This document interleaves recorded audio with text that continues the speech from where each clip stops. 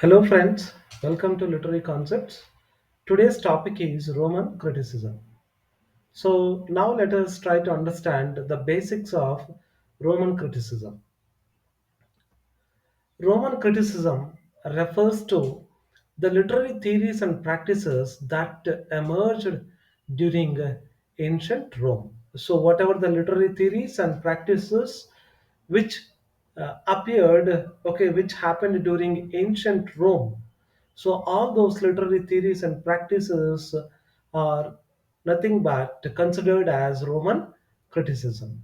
So, the time period was approximately started so from 3rd century BCE to the 5th century CE, common era. Understand? So this Roman criticism influenced by Greek predecessors. That is, so it was influenced by Greek philosophers and critics like Socrates, okay, Plato, and Aristotle, and the Roman critics adapted, refined, and developed their own approaches to literature, rhetoric, and art. So, even though they were influenced by Greek philosophers and Greek critics, so they adapted, they adjusted, they modified, and refined it so that they polished it and developed their own approaches, their own methods to literature and rhetoric, that is art of speaking and art. So this tradition, the Roman criticism, had left a significant legacy, understand, a significant long-lasting influence or impact, and shaping that medieval criticism and Renaissance criticism and modern criticism in the later period of the English literature. So this is about the introduction of Roman criticism. Now let us learn about the characteristics of Roman criticism. So that is the first characteristic, the first feature of Roman criticism is adaptation of Greek ideas. So that is the adjustment and the modification of Greek ideas. Roman critics, so they built upon Greek theories of mimesis, unity, and rhetoric. Roman critics, they used the Greek theories like mimesis, that is imitation, and unity and rhetoric, particularly those of Aristotle and Plato's. The Aristotle and Plato's concepts of mimesis, unity, and rhetoric, so they used it and they adapted these theories. They modified these ideas to suit the Roman values, to uh, what is that? To match the Roman values, okay, emphasizing order, discipline, and utility, usefulness. Utility means usefulness. So, the first characteristic of Roman criticism is adaptation or modification of Greek ideas. Even though they have used the Greek theories, but they have, okay, they adapted it according to their own values and customs and traditions.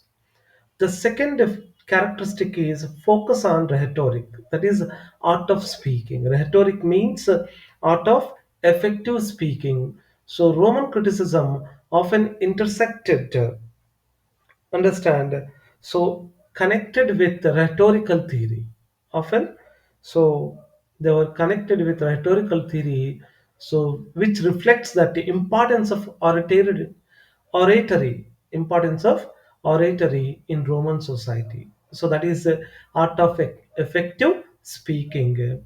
So we find in the Roman criticism very much, and critics, Roman critics analyzed that persuasive power of literature and speech.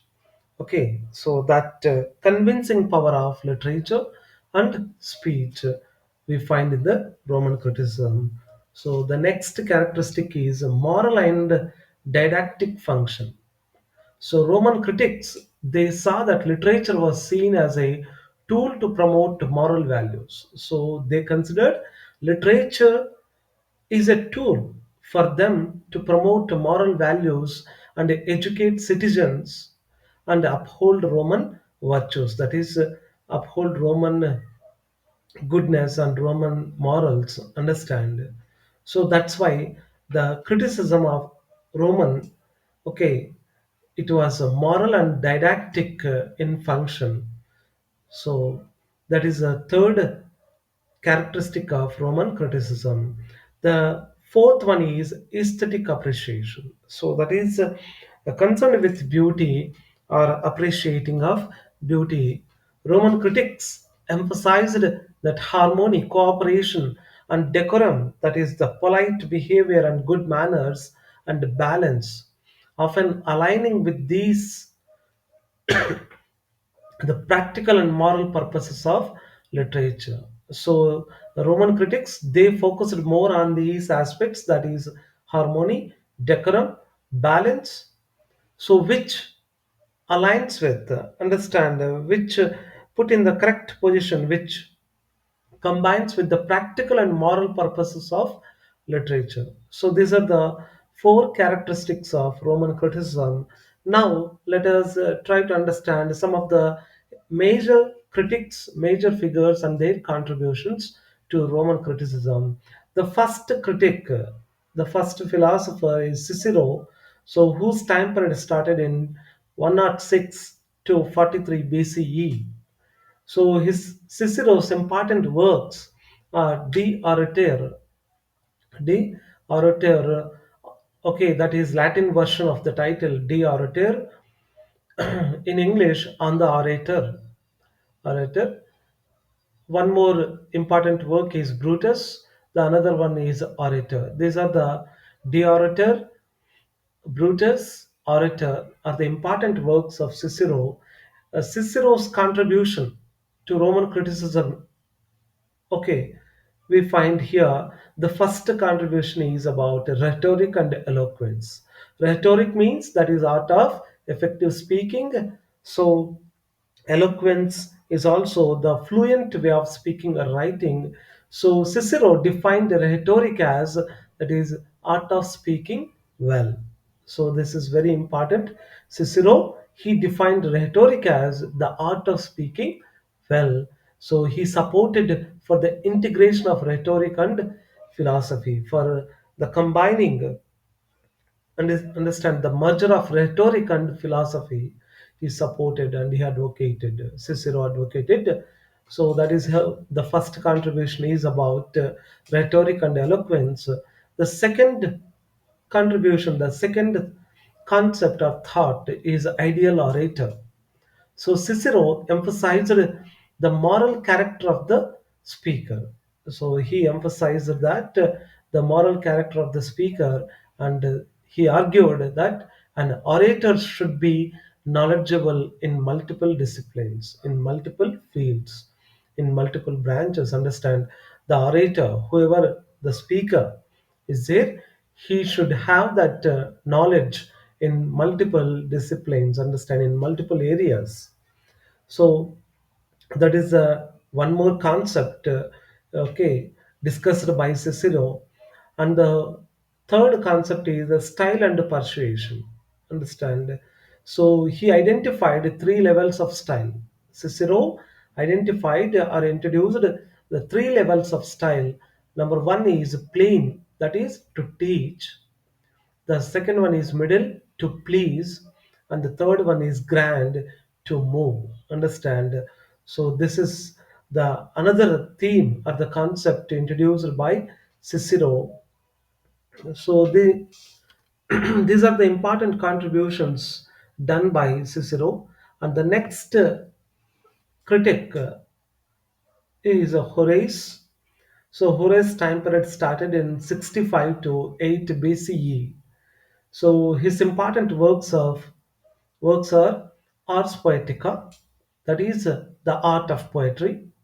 So Ars Poetica is a Latin version of the art of poetry. Satires, epistles are his important works. So Horace discussed some of the important themes or concepts. So number one is the role of the poetry. The first concept is role of the poetry. So according to him, poetry should delight. So that is pleasing. So pleasure. It should give some pleasure, happiness. So poetry should delight. That is the Latin version is delector, delector, and the poetry should teach. That is decor. Understand? Decor or desser. So according to Latin version, it is decor. So according to Horace, poetry should delight and teach.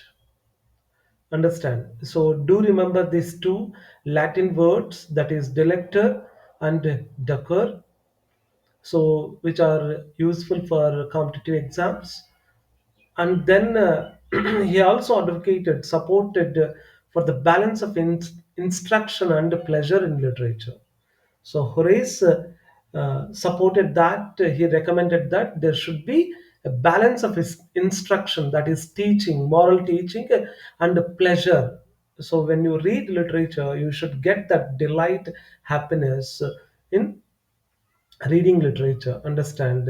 So therefore, he discussed about the concept of the role of poetry, and the one more, the second concept is decorum.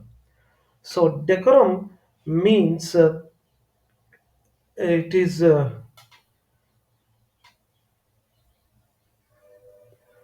decorum means a polite behavior, good manners, and dignity. So that he stressed the importance of suitability in content, style, and tone. Understand? So that is that dignity should be there in the literature. So therefore, he focused more on the importance of suitability in content, that is matter, style, and the tone, the way of description, the way of using language. And then he advocated, he recommended for adherence strictly to the genre conventions. Understand? So whatever the genre you are dealing with, you have to strictly follow that rules and regulations of a particular genre. The third concept here is imitation and originality. So Horace urged writers to imitate classical models, to follow the classical works, at the same time avoiding that slavish imitation. Understand? That is uninspired imitation. Understand? Unoriginal imitation. He wanted to avoid that slavish imitation. And the one more concept is unity and structure. So he emphasized, Horace emphasized the importance of coherence, that is unity, organization, understand, and the clarity and proportion in literary works. Understand? So that that quantity section in literary works. So coherence, clarity, and proportion should be there in literary works. These are the important concepts discussed by Horace. And the next critic is Quintilian. Quintilian, so whose time period started in 35 to 100 CE Common Era. So his important works are Institutio Oratoria, Oratoria. So that is the orator's education. Institutio Oratoria is a Latin version. His key contributions are, the first one is, the first concept is rhetorical education. So Quintilian, he outlined a comprehensive system for training orators. So he gave a comprehensive system, okay, for training orators, so speakers. Understand? So he stressed that importance of character and virtue in an orator. So you should have, okay, focus should be on the character and virtue, that goodness in an orator. So that's why he uh, introduced that concept of rhetorical education. The next concept is criticism and literary standards. So he criticized that overly ornate, understand, so excessively decorated, elaborative manner and obscure writing, so which is completely unclear, uncertain. So writing. He criticized overly elaboration of narration as well as that unclear writing, unknown writing, understand. And he supported clarity, simplicity, and elegance in expression. That is the graceful and dignified in expression, understand. And the one more concept which he discussed is about imitation.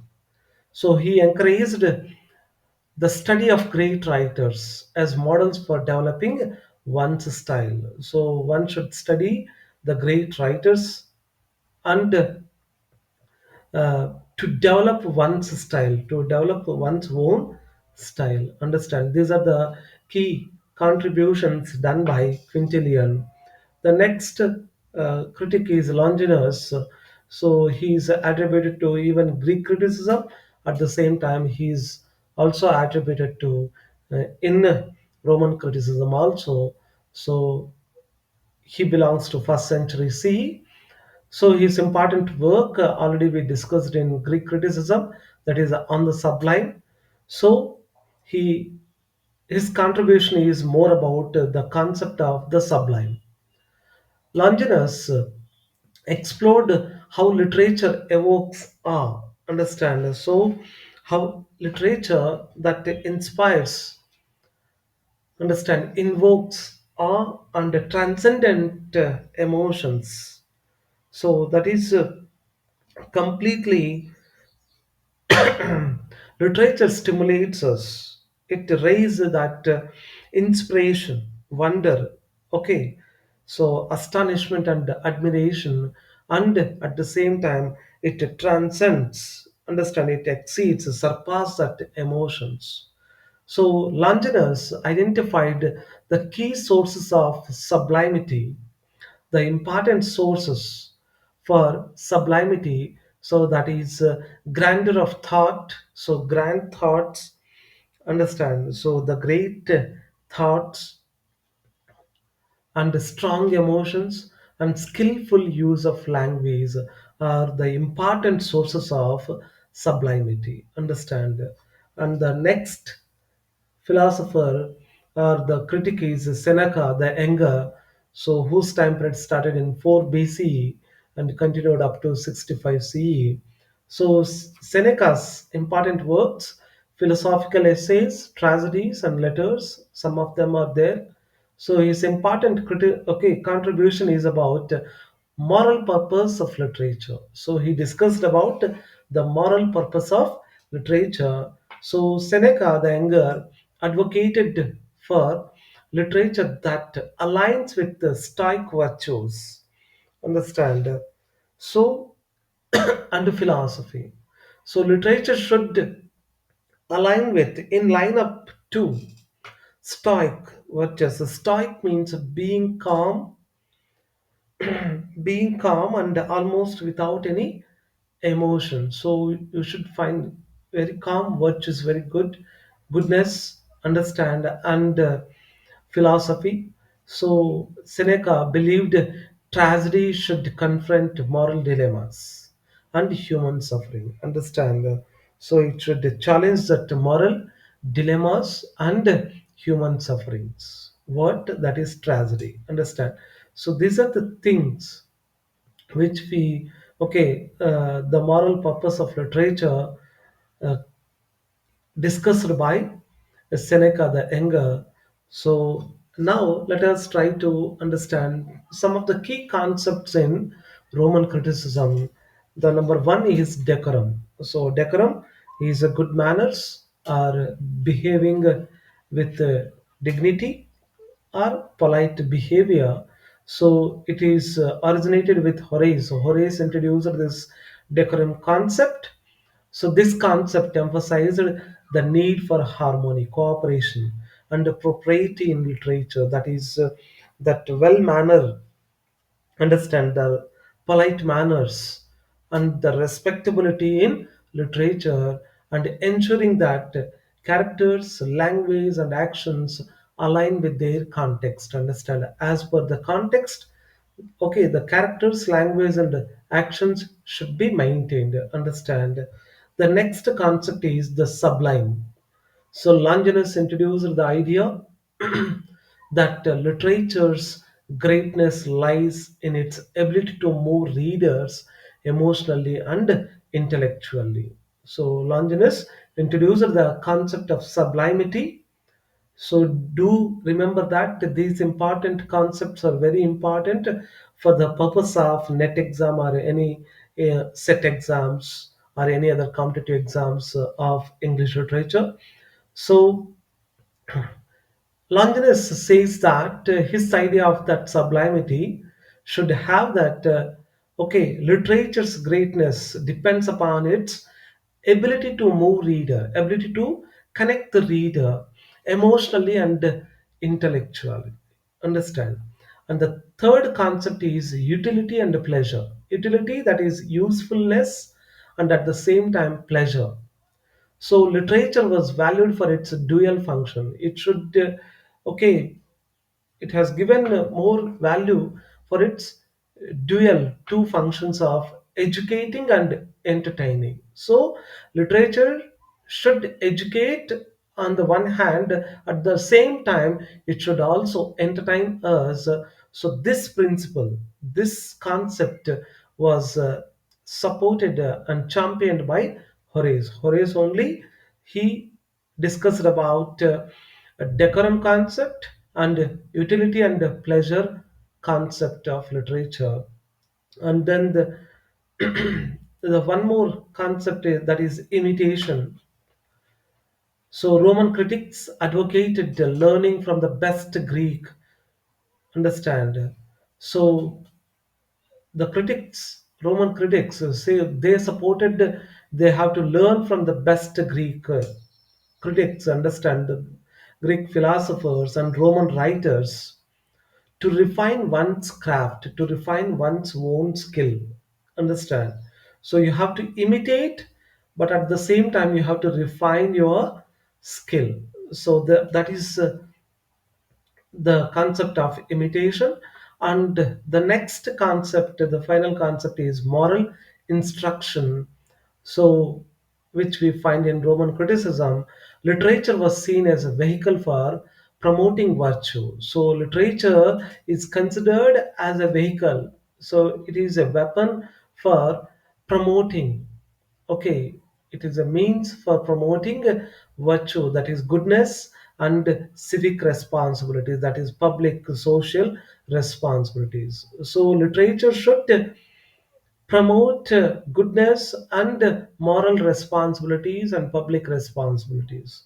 So these are the uh, important concepts which we find in Roman criticism. I hope that you understand this fundamentals about the Roman criticism. So if you like the content, please like, share, and subscribe. Thank you so much.